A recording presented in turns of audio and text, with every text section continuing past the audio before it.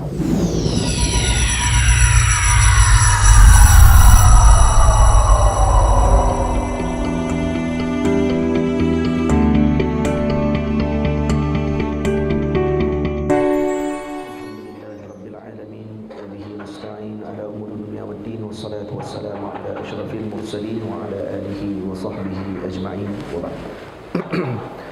muliakan saudara pengurusi majlis yang berusaha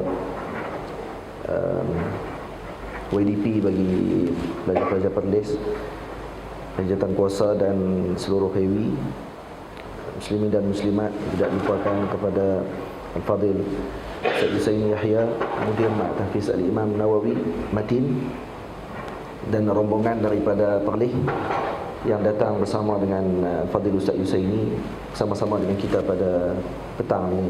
Alhamdulillah, kita bersyukur pada Allah Subhanahu wa taala kerana Allah Subhanahu wa taala beri keizinan dan peluang untuk sama-sama kita berkumpul pada petang ini di dewan yang cantik dan besar ini pada petang ini, insya-Allah. Hadirin sekalian, saya orang Kedah.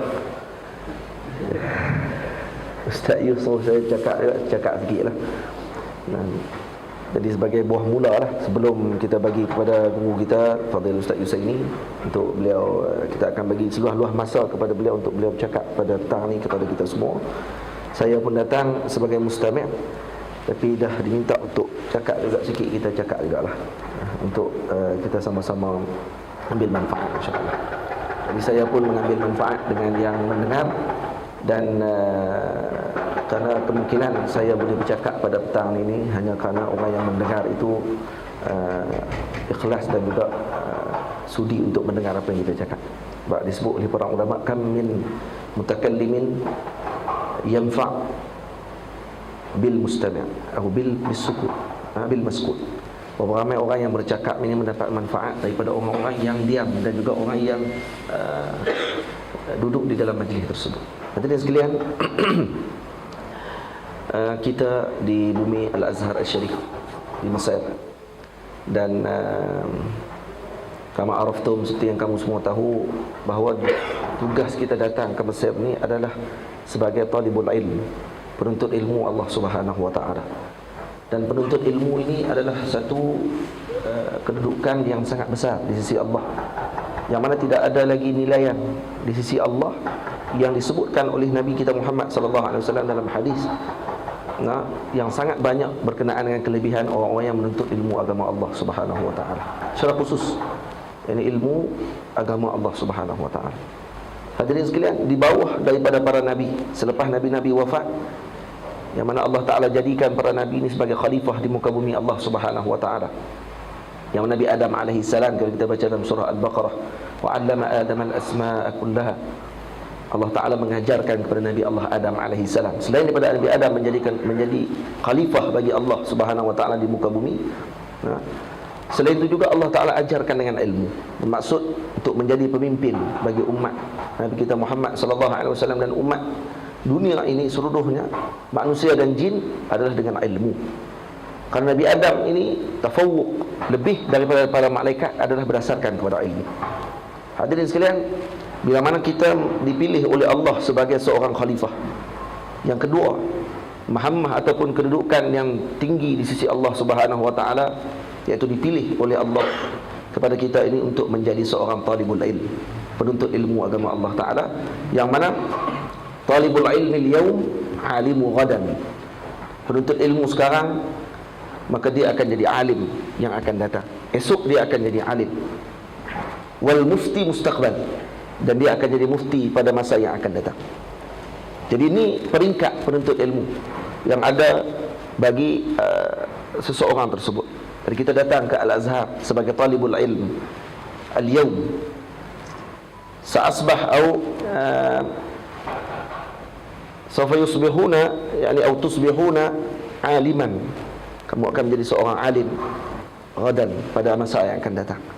Tapi nak tengok balik sejauh mana kita melaksanakan tanggungjawab dan tugas kita sebagai talibul ilm. Adakah benar seperti mana yang kita lakukan pada waktu sekarang ini? Jadi sekalian, seorang dia tidak akan dapat satu semangat untuk dia nak meneruskan masa akan datang dia, melainkan dia kena ada push kena ada sesuatu yang menolak dia untuk melakukan sesuatu. Kalau kata kita ni rasa tenang dengan hidup kita sekarang, kita akan rasa cukup kalau kata dah kita tengok ustaz-ustaz ini dah diperlih. Ya cukup kot, matin ada dah.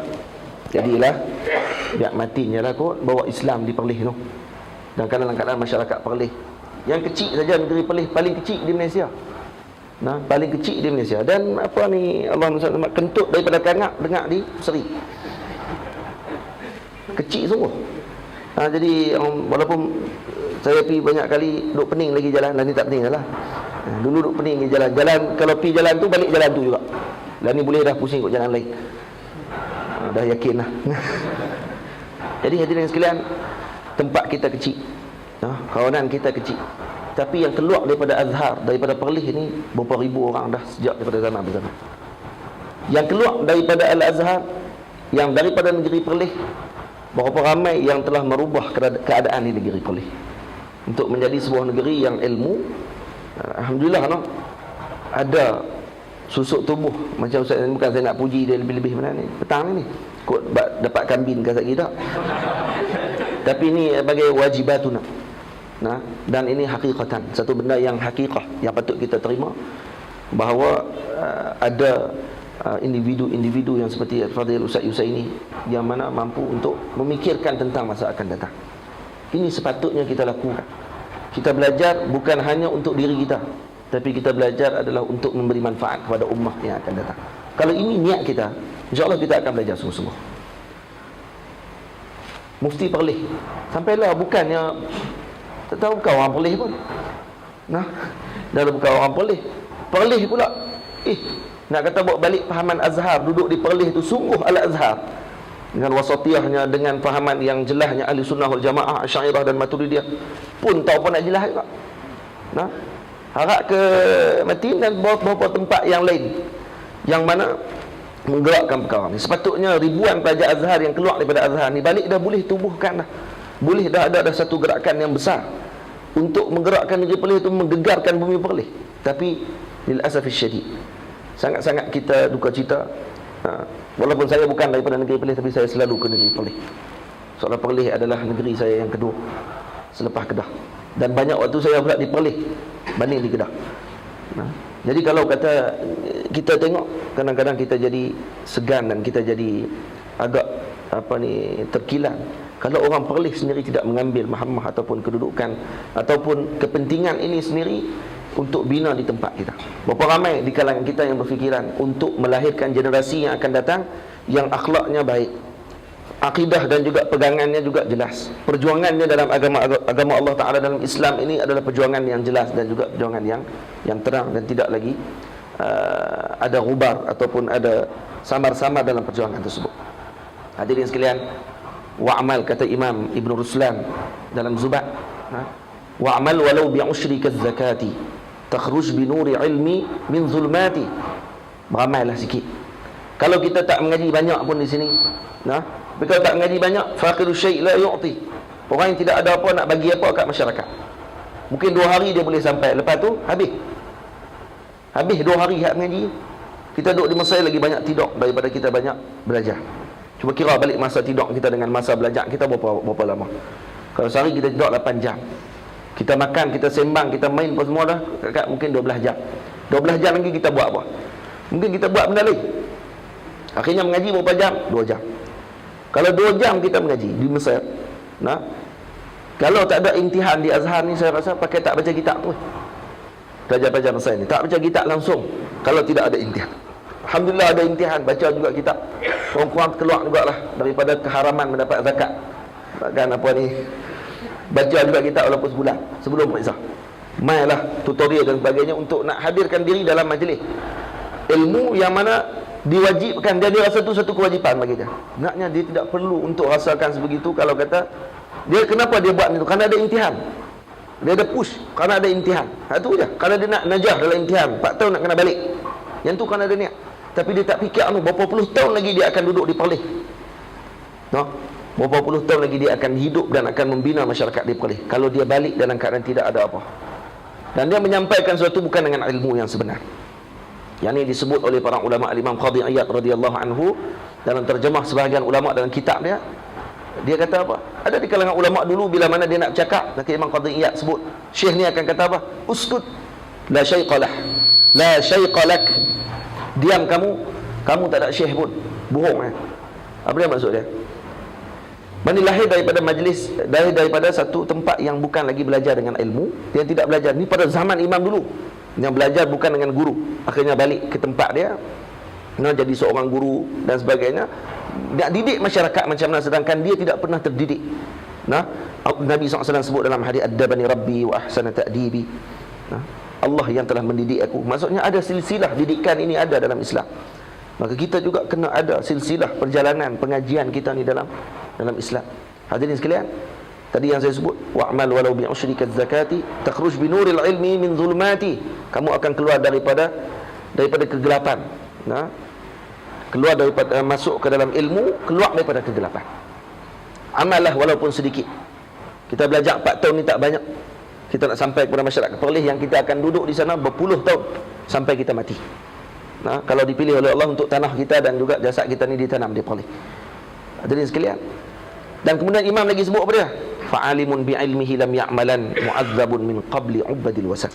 Seorang alim yang mana tidak beramal dengan ilmunya, dia akan diazab sebelum daripada ubadil wasan, penyembah berhala. Kemudian daripada orang yang alim, yang mengaji tapi tidak mengamalkan ilmunya. Alim lah daripada sebelum ni kita tak tahu apa. Lepas kita mengaji sedikit, alim dalam bidang tersebut sikit. Kemudian disebut apa dia? Wa kullu man bighairi ilmin ya'malu a'maluhu mardudatun la tuqbalu. Setiap orang yang mana beramal bukan dengan ilmu, amal dia nanti akan ditolak oleh Allah Ta'ala, tidak akan diterima oleh Allah. Hadirin sekalian, kita kena tengok kita di mana sekarang ni. Ada seorang imam pernah tegur kepada adik dia sebelum datang ke Al-Azhar. Di Al-Azhar secara khusus, bila adik dia nak main ke Azhar, dia kata kepada adik dia, kalau kamu nak datang ke Azhar, satu saja aku minta kepada kamu, untuk kamu memilih di antara dua pihak kamu nak jadi nanti. Kamu nak jadi seorang alim atau seorang jahil? Dua yang pilih. Maksudnya apa dia? Kalau keluar daripada Azhar, imma dua ni yang jadi. Tengok balik diri kita. Sebelum kita balik, imma alim wa imma jahil. Kenapa dua ni saja? Dia kata, aku tidak mau kamu jadi yang ketiga. Ketiga ni apa dia? Nisful muta'allim, setengah belajar. Nak kata belajar pun tak, nak kata tak belajar pun tak juga, sikit-sikit gitu. Nisful muta'allim. Dia kata, aku tak mau jadi yang ketiga ni. Kalau kamu alim, balik ke tempat kamu nanti. Kamu kalau ditanya masalah dan juga kamu bersama dengan masyarakat, maka kamu tahu kamu alim. Bukan kita mengaku kata kita alim, cuma kita tahu kedudukan ilmu kita, maka kita akan menjawab berdasarkan kedudukan ilmu kita. Kalau kamu jahil pun kamu tahu juga, kurang-kurang kamu tahu kamu jahil. Bila orang tanya, saya jahil, tak wani saya tahu. Tapi yang bahayanya nisful muta'allim. Hak ni yang paling bahaya kali. Dia pun tak tahu kata dia alim ke tak, dia pun tak tahu kata dia jahil ke tak. Dah kali dia ikut suka dia, jawab ikut suka dia, dan akhirnya berlaku seperti yang berlaku. Faham tak? Saya kena bukan ni sikit habis. Berapa minit dah. Saya kadang-kadang tengok bila sepatutnya orang Perlis yang keluar daripada Al-Azhar, kalau kata balik ke Mesir, balik ke Perlis, dia sepatutnya menjadi panutan dan juga suatu orang panggil apa, kerumunan masyarakat tu akan tumpu kepada dia. Karena seorang alim Azhari telah balik. Sampai ulama-ulama sebut, idza matal Azhari bakatis samawati wal ard. Kalau mati seorang alim Azhari ini, maka akan menangis langit dan bumi. Adakah kita layak untuk mendapatkan gelaran alim Azhari tersebut? Balik duduk di Azhar, masuk Al-Azhar Al-Syarif, balik ke Malaysia, Allahu Akbar, tak tahu pergi ke mana. Tak tahu ke mana kita pergi. Jadi perjuangan Islam, kerana tak perlukan kita pun sebenarnya. Tak perlukan kita. Kita kena rasa kita ni perlu dalam perjuangan untuk kita nak bentuk diri kita. Ilmu tidak akan rasa terhina langsung kalau kita tidak pernah dinisbah kepada ilmu. Tapi kita yang akan terhina kalau kata ilmu tidak pernah langsung untuk dekat dengan kita. Hadirin sekalian, kena tepuk dada kita sekarang ni, kita nak ke mana lepas ni? Apa yang aku nak kena buat bila mana aku balik ke tempat aku nanti? Barulah kita akan ada anjakan untuk kita lakukan sebaik-baik mungkin sebelum kita balik ke tanah Melayu kita. Sebelum kita injak kaki ke airport untuk balik, kita tengok balik masa aku main dulu dengan aku balik semula ni, ada perbezaan tak di antara aku, ataupun kita ni kharaja kama dakhala. Kita keluar macam kita masuk dulu. Hak tu yang kita ada, keluar balik pun macam tu jugalah kita ada. Kalau yang tu kita punya perasaan. syattan, hayhata hayhat, ini ba'uda ba'ud, jauh sangatlah. Jadi kalau kata itu, kita kena letakkan diri kita untuk kita letakkan semangat yang tinggi untuk kita terus belajar, khususnya orang polis tak ramai ni. Orang polis tak ramai. Dan kalau kata tak ramai ini digunakan sungguh-sungguh untuk ilmu dan sebagainya, saya rasa akan lahirkan satu gergasi ilmu yang besar untuk negeri Perlis secara khusus dan untuk negeri Malaysia ni, negara Malaysia ni secara umumnya. Wallahu a'lam bissawab. Kita bagi peluang sepenuhnya kepada Ustaz Yusaini untuk kita dengar kalam-kalam beliau, orang yang berpengalaman luas, yang mana duduk dengan umat ni lama, berbanding dengan kita nak kena dengar, nak kena ambil manfaat dan sebagainya. Dan paling besar saya nak pesan lah, kita ni hebat macam mana sekalipun, ambil balik kalam Imam Ruwaim, dengan bila mana Imam Ruwaim memesan kepada anaknya, ya bunayya ij'al amalaka, ij'al ilmaka milhan wa adabaka daqiqa. Wahai anakku, jadikan ilmu kamu itu seumpama garam, tapi adab kamu itu seumpama tepung. Maksudnya ilmu dengan adab, mana kita dahulukan? Adab lebih dahulu lagi daripada ilmu. Ramai orang di kalangan kita kadang-kadang bila mai ke sini dah besar sikit dah, Ustaz Yuh mai ke sini pun dia dah qillatul adab dengan orang-orang kudama sebelum daripada kita, orang-orang yang terdahulu daripada kita, orang yang banyak melaksanakan dakwah dan juga perjalanan dalam Islam, dan melihat dengan pandangan yang syafaqah kepada umat Nabi kita Muhammad sallallahu alaihi wasallam. Jadi al-adab muqaddam, adab itu lebih kita dahulukan daripada satu benda tersebut. Walaupun kita berilmu macam mana sekalipun, bila balik ke Malaysia nanti, alim pun macam mana, mufti besar atau mana sekalipun, orang-orang yang lama berkecimpung dalam dakwah, yang lebih berpengalaman, yang lebih berilmu daripada kita, patut untuk kita hadir dan kita duduk dan juga kita melihat bagaimana cara gerakan yang mereka bawa, dan berjayanya gerakan tersebut kita kena ambil contoh dan kita kena ambil cara macam mana mereka lakukan. Ini yang patut kita lakukan di sini. Sepenuh-penuh masa kita kena gunakan. Saya setakat itu dulu. Wallahu a'lam bissawab. Assalamualaikum warahmatullahi wabarakatuh.